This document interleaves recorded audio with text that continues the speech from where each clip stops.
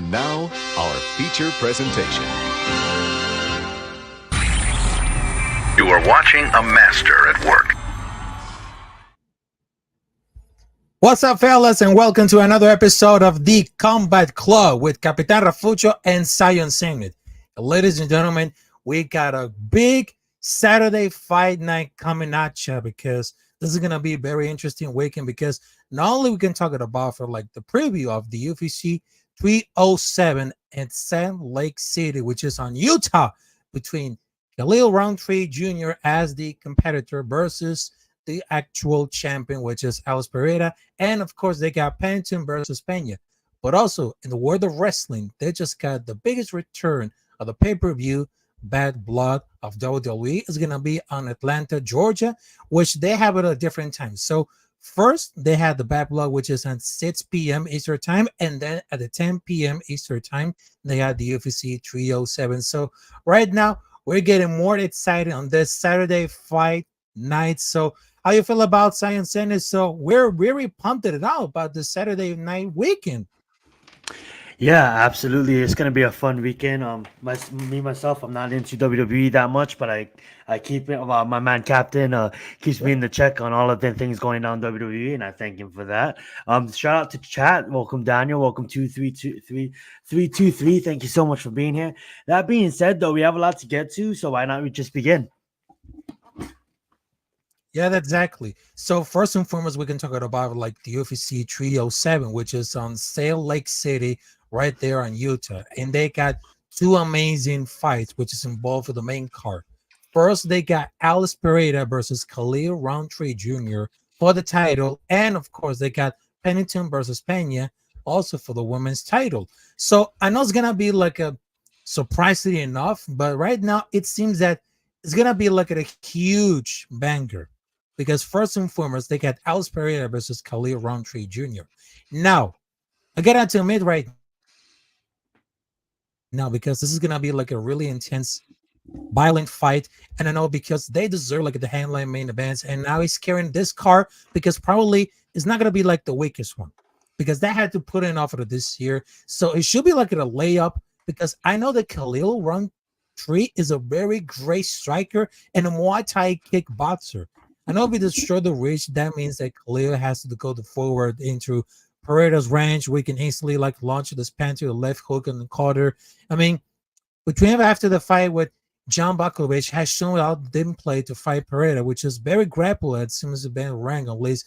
Khalil Rountree changed his style, it completely takes down Pereira. So I can really see like another knockout between for Pereira versus Khalil Rountree, but don't be surprised because both fighters, they have an immense, intense violence, not only for the octagon, but also they just got very cardio style because they know about it. I mean, out of other prediction, I mean, this is gonna be so really excited to have the both fighters between Pereira, which is from Brazil, because Brazilian fighters, they're born different.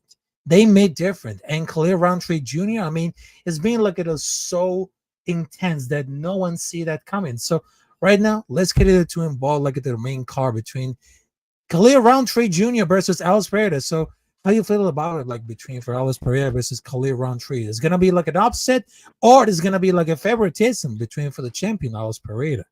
Yeah, I'm just gonna say this. Alex Pereira is one of the best stories in the UFC right now, if not the best. Due to Sean O'Malley just losing his title, so he has everything to lose in this fight, and this could be a trap. I wouldn't sleep on Buckley like a lot of people, or if you really look at him, he is 5-0 in his last 5 fights, coming off of wins against Anthony Stintz, against Dawkins, against Jacoby, and then Robinson, and then you mentioned Bukakis. That being said, though, I mean, like, this guy has amazing Muay Thai, one of the best in the UFC, if not the light heavyweight division. And that being said, he is another kickboxer, but there's levels to this shit when it comes to kickboxing. We have a 2-time champion kickboxer in Alex Pereira versus a guy that can kickbox. And that being said, I mean, like, not to sleep on Buckley's hands as well. If Buckley's going to win this fight, it is gonna be by a knockout. If you're gonna put money on this fight, put money by knockout. But that being said, it could be a trap for Poatan, but I think Poatan is riding the streak right now, and he's going to continue to ride this streak. The thing about Buckley is he's one of the better light heavyweights in the division, but there's levels to this shit in this sport, and he's not going to be able to back up Proton because that's what he's going to have to do in order to get aggressive and win this fight. But we never really seen Alex back up that much in his UFC career, fighting some of the best strikers, and if not the second best striker in all of the UFC, in Izzy, obviously in Izzy's prime. That being said, though, you have a fighter's chance in Buckley. Could I see Buckley getting a sleeping knockout in the third and putting Proton lights out? Absolutely, I can. But for me, 9 out of 10 times, if you want it in a simulation, I have Proton knocking him out because Buckley doesn't get aggressive. He's not going to back him up. And I think Proton is going to be the one pressuring and pushing the pace, obviously in his unique style. He's not going to go out there like a madman, like a flyweight, but he's going to push the pace. We just seen it in his last fight out. And this guy is at a level whereas he should get this done easy. If this guy is a story like we all say he is, Proton should have no problem on getting this done easy. And for a lot of people that, leaning on like, why does Buckley get this title shot? Like, you just don't understand the sport. Buckley is literally fought his ass off the last 5 times, with 4 of those 5s coming inside the distance with stoppages. That being said, he is deservedly so of this title shot. And he's out there that didn't run his mouth, that kept his mouth shut, that just kept on fighting like a real MMA fighter should. We have someone like Tom Aspinall. I'm not trying to talk down on him, but at the end of the day, yeah, you're good. Yeah, you're the interim heavyweight champion at the moment. But instead of just running your mouth and trying to call out John Jones and all this crap, John Jones is injured at the moment. He's coming back in November to fight Stipe. That fight is already set in place. So instead of just waiting, why don't you just go out there and defend it and make yourself undeniable? Kind of like what Buckley did. He made himself undeniable, and now he has a title shot. Will he probably lose? Absolutely. But anything can happen. And if he gets that fighter's chance with that knockout power, he can put him to sleep. But we'll see what happens. But I'm going to take Proton.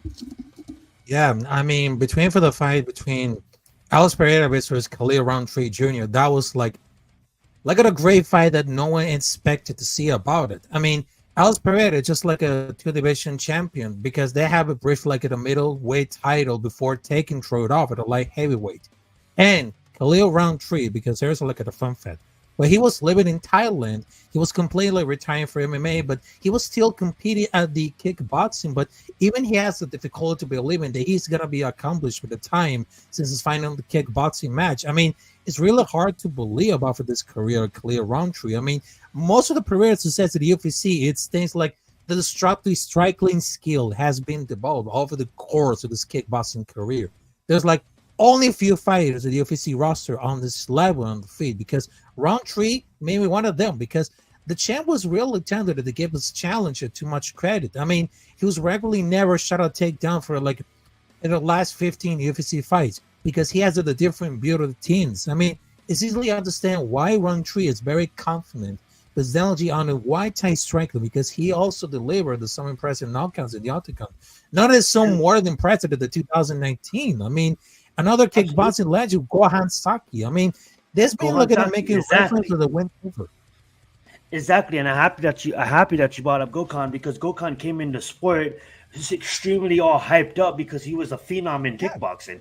He comes into the sport, and what does Rountree do? I'm happy that you brought that up, and the only reason why I brought up Tom Aspinall is because if you look at Rountree's record, he's easily getting stoppages in the first round. He's easily getting these knockouts, and he's not running on Twitter shouting, "Oh, give me Proton, feed me Proton." No, he keeps on fighting. He keeps on earning his spot, and now he made himself undeniable. And now everybody's wondering why does he have a championship shot? It doesn't make any sense. Will recognizes Will, and Rountree's Will. Will they probably lose on Saturday night? Absolutely. But he was really enough to keep on fighting, establish a 5-fight win streak, which is hard to do in this division nowadays, let alone any division. And now he has a title shot. So shout out to Rountree, man. I mean, that's he's the talkers of the fighters, and I'm not saying I'm not saying Tom Aspinall can't fight because that guy's a killer too. There's a reason why he's a interim champion. Continue. Yeah. Let's get it. And after we talked about for like the main card, which is like the main event between Alex Pereira versus Khalil Rountree Jr., let's talk about for like the co-main event, which is Raquel Pennington versus Juliana Pena. Because I'm not very sure, as Kelly Harrison on this card, not giving like the title shot against Raquel Pennington. because Juliana Pena, as known as the Venezuela Bitson, is getting this title shot. Now she does look at the very impressive over like the GOAT women's mixed martial arts fighter, which is Amanda Nunes, but she's always been enacting on the UFC, and Nunes they get like the revenge of the rematch. Now for the Raquel Pennington, it's kind of active because as you know, it's been expected on champion after winning her previous fight against Bueno Silva. Now I think the Pennington has taken a look at the advantage. When she trains out of the Colorado, is she able to like handle the attitude in Salt Lake City, which just mean like they're really hackly to have more cardio this Gantank with this fight roundabout. So I really think that Pennington used more grappling to get more control time. Like we just see like the title fans wrestling to retain the title in the snoozer of the match. But don't be surprised if Juliana Pena comes out with the opposite, because I would love to see it about it. I mean, have you ever seen like a Juliana Pena cardio, striking, and grappling? I mean, she's got like everything about for the control. I mean, Juliana Pena has been like over the spectatives that no one see that coming. I mean, doing for the record, I mean that some of the social media that say the most hated on the women's division, but she hasn't fought for the 2 years. She has it at 10 fights in a total of 11 years because she's not very hated, because I know she's being like an underdog. I mean, they give like the comment of the campaign because not only she's going to be fighting under the title, but I know she's sounds like a very poorly healed, but I know she's being made like a great story with this at the top of the kind of striker, because I know he's been improving a lot, because before that she was getting really bad, but I really pretend it's going to be like a real wrong. But I mean, this gonna like not very crunchy at all. But I know the striking and also for the cardio, I mean, they gotta be executed, and she was very involved. They had to improve. The won't be surprised at all, because if Juliana Pena has to go for the upset, that would be incredible. But most people, they have the over favoritism about for the Raquel Pennington, because I know that Raquel Pennington over this cardio and then the grappling and striking has been above for that level on the women's division. Yeah, absolutely. I mean, like if you look at Raquel Pennington, she's the female that shouldn't be holding the title right now. If you really look at it, like she doesn't have the best striking, she doesn't have the best grappling, but the thing that she has that makes her hold that title right now, that why a lot of people is sleeping on her, is number one, she has the heart, man. She's a scrapper. This girl is reached the pinnacle of the sport, believing in herself. And sometimes in the world where people lack self-belief, you look at Raquel Pennington and you just want to give her a high five. I mean, like that is someone that believed in herself, that made it to the pinnacle of the sport, and now is holding the championship she deserves. And that's what sometimes it just takes. It just takes that scrappy mentality. It just takes that heart to come out victory over and over again, and especially in this females division. Rafael is absolutely right. Taylor Harrison should be fighting for the championship next, but Juliana got the title shot because of the fact that she did upset the Lioness. Obviously, Amanda Nunes came back and won the second fight, but that being said, Juliana Pena's record for itself speaks for itself. She fought the best of the best that the division has to offer, and getting that win against the Lioness kind of put her on a next level in the limelight. And I believe having Kayla on the court, but fighting a girl that she's basically going to dominate, it kind of sets up Kayla to fight the winner of this match. And I think for the draw of a co-main event, obviously Kayla, a lot of hardcores know her, but a lot of casuals don't. So when you have a story like Pena and then you have a champion like Raquel, it makes perfect for a better matchup at the time to highlight a co-main event. So that's why I think they chose Pena, and I honestly think Pena is her. I think she outlasts Raquel. As much as I want to give Raquel her flowers for doing what she's been doing for so long in the sport, that's hard to do. She's going to go out as a legend, kind of like a Cowboy Cerrone if you was to compare it to a male fighter. But at the end of the day, I think her time has passed, and I honestly think that Pena is going to her time is now, and I think she's gonna come and she's gonna look ruthless. It's gonna be a scrap. It's probably gonna go to decision. And I have Pena winning by decision. Yeah, I mean, exactly. I mean, for Raquel Pennington, I mean, she's been like doing that amazing. I mean, this record is very impeccable. I mean, I think she has a lot of more skill, because I know that the clinch game were very effective. I mean, not even a newcomer could enter like to become everything about it, because I hope this is gonna be like very likely. I mean, it's not gonna be like the worst thing.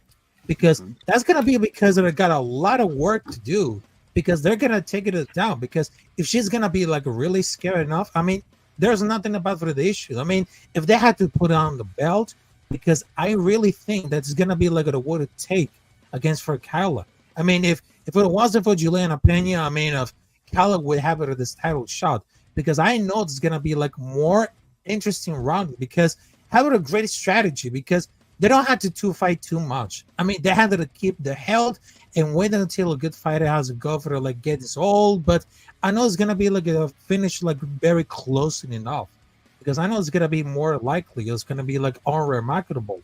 But I know it's gonna be like a find out it's gonna be chosen like the opponents, and because the sympathy is not gonna be very important, but they get the concept at tens, but because absolutely like the number one contender. Absolutely. Why do we move on to the premier fight of the night? We have a young stud versus an old veteran, a ex-champion, a future Hall of Famer in Jose Aldo, and he's versus Moyo. Oh yes. What's your thoughts on this fight? Honestly, I respect the hell out of Jose. I think he is a legend. He's king of Brazil for a reason, but I just think Moyo is just much more younger. He's gonna push the pace, and he is actually gonna. I hate to say this, but he's going to take Jose's soul. I mean, like, I love Jose. He could easily come in. He just got to win out his last fight. He looked amazing, but there's a time in a place where age catches up to you, and you have a 38-year-old. You know, obviously, Moyo is 31, but he's entering his UFC prime, and Jose Aldo is exiting his UFC career. So for me, I'm just going with the younger fighter here in Moyo. I'd love to hear your thoughts on this one. I mean, let me tell you about something about for Jose Aldo. I mean, he's one of the greatest fighters we've been seeing in the featherweight division.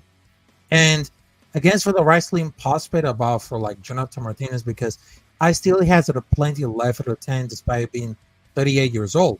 Because I'm going to pick it up again, Jose Aldo. Because I know that Mario Bautista is a good prospect, the good technical law, the round skills. But I've been seeing like it so very far because he's like a very solid fighter with few weakness, but he doesn't excel one particular thing that makes stand up. I mean, he beats Ricky Simon, who looked very washed, and very beats Damon Blackshear. Jose Aldo may have not the speed that he has once of this prime there's in striking, but he's one of the best technicians out there with this combination of leg kicks, boxing. This is going to be like a close fight on the feet, but I think the striking is about this level that should get in like the victory. I mean, that's going to be really interesting. I mean, Jose Aldo, it became like some of the greatest ones on the featherweight division. And we just saw like losing against Conor McGregor, just like it back in 2015. But I know that Jose Aldo has very wounded. And it's going to be like very interesting to see how the rookie versus veteran coming out there, because I would love to see getting both like the cardio, the grappling, striking, and also the leg kicks and boxing. It's going to be like a close fight. But I really think that Jose Aldo got a lot to do before he's going to retire it. Absolutely love it. We have Kevin Holland versus Roman. I honestly think Holland is one of the more exciting fighters in the middleweight division. He's always talking crap in the octagon. I think he has the advantage on the feet, but I just think that Roman is not going to look to strike with Holland. I think Roman's going to take him down, and I think that once the fight gets to the ground, I think it's going to be a submission by Roman. As much as I love Holland, and as much as I want to see Holland knock a guy out, at the end of the day, I think Roman is game in this one, and this is a good matchup for him to take Kevin Holland down that has zero ground experience when it comes to high level. He has ground experience, obviously, but when it comes to high level ground experience, and I can see Roman getting a submission here. Obviously, it could go to decision. I could be totally wrong, but what's your thoughts on Roman getting the decision here, and what's your thoughts on the fight in general? Don't be expected it's gonna be like a very interesting fight. It's gonna be like a fight of the night, because at his best, I mean, Kevin Holland, I mean, is a very talented fighter. I mean, rarely here, because it's very clear that the wine is not the primary motivation at this point of his career, but entertaining Coletas at anything possible. I mean, he was very good enough to beat MVP or GMD, which is he didn't rely on more this grappling heads as wanted to showcase his flashy striking. If you follow like the fighter Keegan Ashura, Kevin Holland is basically like the Hatsumi Hara for the UFC. Because I know it's going to be highly talented fighter with a lot of potential. He's getting back at his like it's an attitude. No, but this side of the Roman too, he's a powerful grappler, excellent control, ground by pound. I mean, as decent power with the strengthening, he has the Minorious win by knockouts. I mean, Roman Dolores is kind of like very underrated. It gets like a bad rep from not being light. I mean, he's a fighter just below for the elites in his division. Losing to him or the victory, he's capable to beating like the fighters belong to him. But I do think that Holland actually take his fight very seriously. She should want for to do superior striking skills. But I think that Dolores is not that very kind of fighter that you can take lightly and beat. But also it's going to be like a underdog. It's being like a more damage to get more control time through the fight. So I'm going to pick Roman Dolores as a knockout at the second round. I mean, there should be like a more control at a good time for the grappling and striking. Absolutely, and we haven't really seen him. In my take, we haven't really seen Roman submit anybody since his early on in his like he was like 2-0, 3-0 in his MMA career. I just feel like Holland, just his length, right? We get to the ground, we get to ground and pounding, gives up his neck and locks in the submission. Who knows what could happen though? And then we got Kayla Harrison that is absolutely just gonna tear open this main card, absolutely demolish Catalan.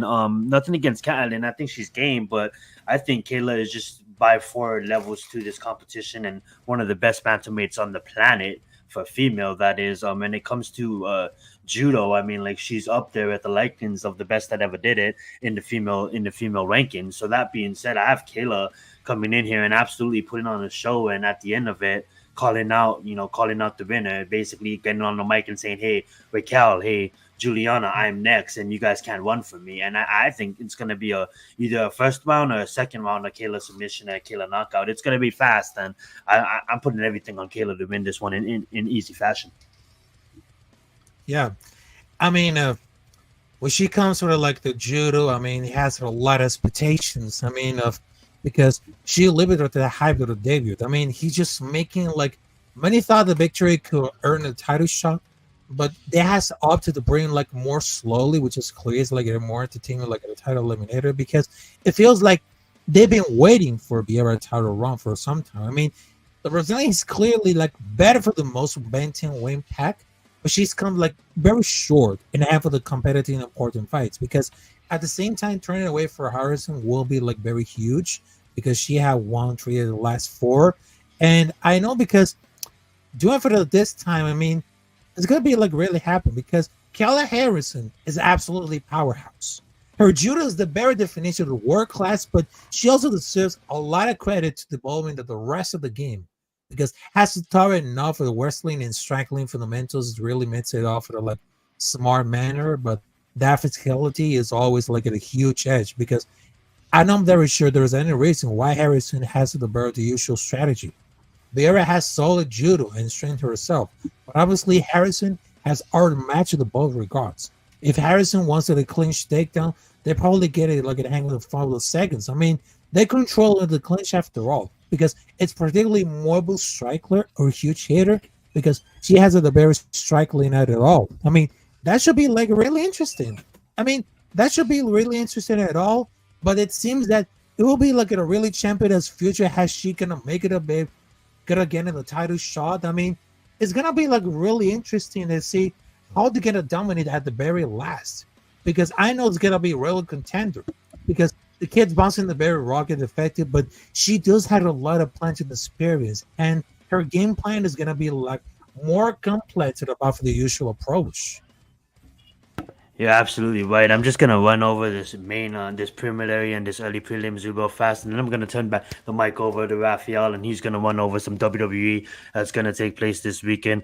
We have Stephen Thompson versus Buckley. I know I've been mentioning Buckley's name at the start of it when I was talking about Rountree. I meant Rountree. I don't know why I was mentioning Buckley's name. That being said, I mean, like, Buckley is probably gonna win this fight. I just think Stephen Thompson and his age is just too old for the sport right now. I mean, like, he's still looking good. He never really got hit.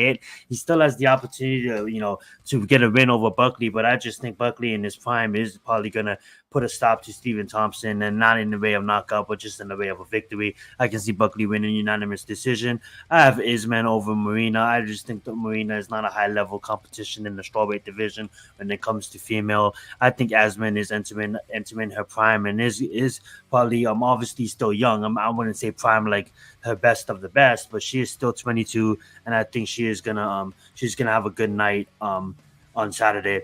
We have Austin Hubbard versus Alexander. Now, Alexander is someone that his prime is totally over. He is someone that we all thought was going to be this high-level prospect that it really never, the cards never really played out for him that way. And he's going against Austin Hubbard that is going to fight him aggressively, that is going to push the pace, and it is going to look to take his brain off. And obviously, I do believe that Austin Hubbard probably does have a little bit more hurt, obviously, in his young MMA career to go out there. I know they're both 32, but at the end of the day, I think Alex been fighting longer. We go to Caesar versus Igor. Igor is going to be has a way better ground. I think Caesar can land a punch to knock Igor out, but I'm just going to take Igor. And then there's a lot of early other prelims, but obviously Ryan Spann or OSP. We got Corla. We got Trisha, a Penitent's wife, on the court too. But I'm looking at Tim Means and Court McGee, Raphael. Like, what are these guys still doing fighting? And like, Court McGee was on the Ultimate Fighter season 11, and I believe Tim and Court McGee made his debut in 2007, bro. And Tim Means is 40. I mean, like, both these guys are 40 still fighting. So that's going to just be a fast rundown on the undercourt. Feel free to give your picks on the undercourt if you want, Raphael. But I'm going to turn the mic over to you to rat us this out with the WWE. And I need to go call someone back. But I'm going to be here. Yeah. Let's get it. Yeah, exactly. So I'm going to talk about for like the WWE Bad Blood, which is the 2004, which is, it became like it has so many years to count it out. Because I know the Combat Club is very especially on mixed martial arts, wrestling, and boxing. But between for the WWE Bad Blood 2024, it has so many storylines that we'd love to see about it. So right now it seems that it's going to be like a plenty of the great fights between CM Punk versus Drew McIntyre in Hell in a Cell, which is very intense storyline. They have put a story of rivalry. They have like a love-and-hate relationship, but I get it right now. But there's something like something interesting that no one see that. I mean, this between for Cody Rhodes and Roman Reigns. Expected because there's like a lot of solutions. There's gonna be like a lot of spoiler alert if The Rock or maybe Paul Heyman or anything bigger that it comes out that it costs of the match right now. But it seems that the first one, because they have it of Hell in a Cell match back in 1997, because that was like the feature as the main event, because it's gonna be like in a new era because they using like the hated rivalries, and it's gonna be like the first blood match. But I give it like the Liv Rhea Ripley. I mean, I think it's gonna be really instead, but it's gonna be like a very low chance to be really happen about this one. But it should be like so much interesting about for like bringing back like the pay-per-view. It's something really interesting. But it seems like who even thought about it, because remember with Triple H would like bringing up the best like year, and they all being like dislike the idea. But I think it's gonna be like a really tough part, because if they had to more include, they had to very motivated. It's gonna watch now. It seems that they have to give it like a bigger show. I know it's gonna be like a found out. It's gonna be like on the boat, but it seems that between for Damien Priest versus Finn Balor, also there's CM Punk versus Drew McIntyre. I mean, the New Judgment Day are really struggling, but I lead them more seriously. But I know for the important thing between for Punk and Drew, because a lot of people say that Drew is gonna pull it off of the beast. No way that could happen. I mean, CM Punk will win the main event. That's the only reason they're probably going out for the World Heavyweight Championship, but it's gonna be like a straight off to the game. I mean, it seems that it's gonna be really start, because how they gonna advertise for the special time, because I know that the Saturday, which is like a special time between 6 p.m., which is the Bad Blood of WWE, and the 10 p.m., which is the UFC fight night between Alex Pereira versus Khalil Rountree Jr. So now it's gonna be the very moves, because it seems that this had a very great plan to see how we're gonna expect it. How they're gonna expect it, because I know this fight is gonna be very predictive at all, because I don't think it's gonna be like a steel cage or it's gonna be like a steel matches right now, but probably it's gonna be like really retained at all, because now they had to see how the storylines became so much perfect. But I'm very glad that it bring like the classic.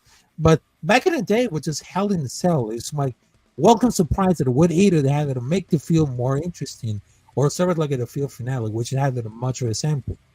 For like, if those guys would remember about for like the 2003 between Kevin Nash and Triple H, really in 2003, for example, it was very brutal, very bloody. But right now, I have to come with to see like in the match. It's like the rest of the roster. But I think that it's gonna be like at the beginning, passing off to the fans, naming especially matches, because I know they're very useful like for the main of it, because they're probably some classic pay-per-views that no one see that coming, because it's just like very in event quality, because they have some names and name it of the bench of the must, like not very stupid, but have a little bit very determined. It's gonna be the come out to the very announced, because it's bet the unexpected. Well said. Hell yeah. I just want to thank you for working out the schedule and stuff like that. I know I haven't been on the show for a while, guys. So thank you, Raphael, for holding it down. Thank you guys, obviously, in the chat for holding it down. We really respect that.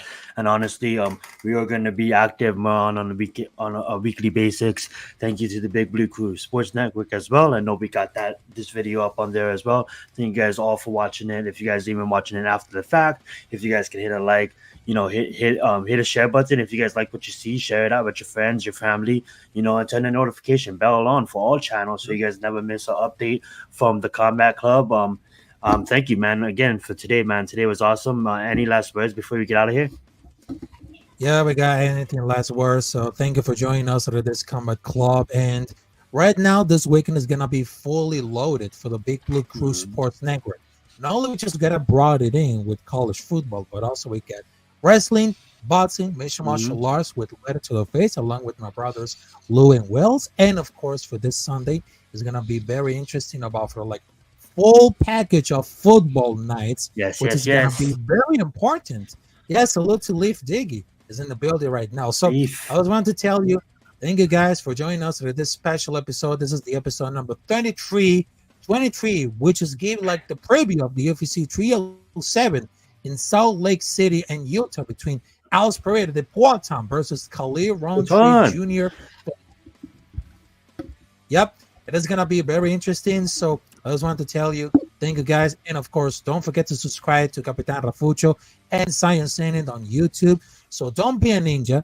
It costs you free. It didn't cost you $1, because right now it is the Big Blue Crew Sports Network right here on every social media on YouTube, which you can have the best of content creators providing the best in college football, everything about for the sport. So, and I'm gonna say too.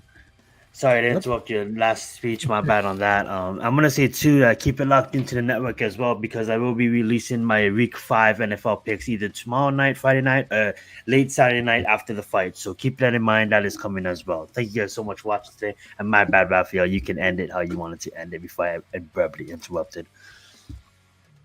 Yes, thank you very much. And of course, have a great night, have a great weekend, and of course, we're out of here. So thank you very much. So this is the Combat Club episode number 23. Let's get it, ladies and gentlemen.